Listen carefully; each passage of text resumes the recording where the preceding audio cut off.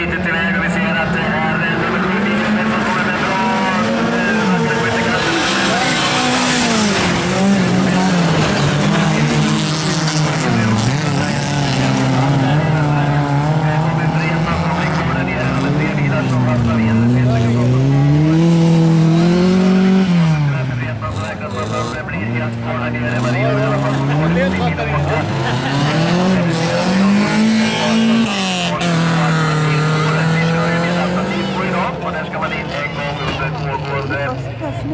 Kval hit.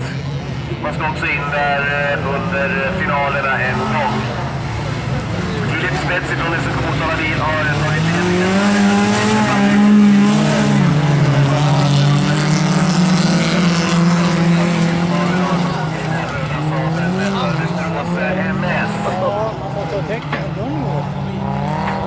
tack vare den här incidenten i starten så har vi fått ett utdraget startfält av två grupper då som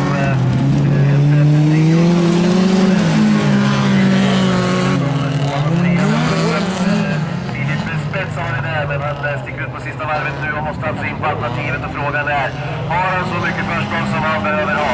I vikten ska vid huvudposteringen för att tala om att det finns inte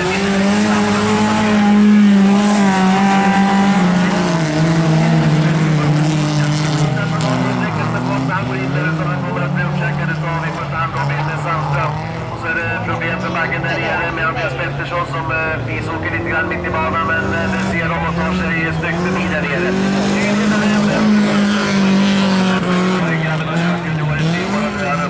Och känner på helt luften och han gjorde det med bravur i Västerås i förra veckan då han åkte A-final. Det blir Robin Sandström som tar 7-poängaren, Filip Spets tar 5 poäng och nummer 1 Tim Palmqvist tar 4-poängaren. Så får vi in Maria Granfors då på 3 poäng tyvärr för Andreas Pettersson och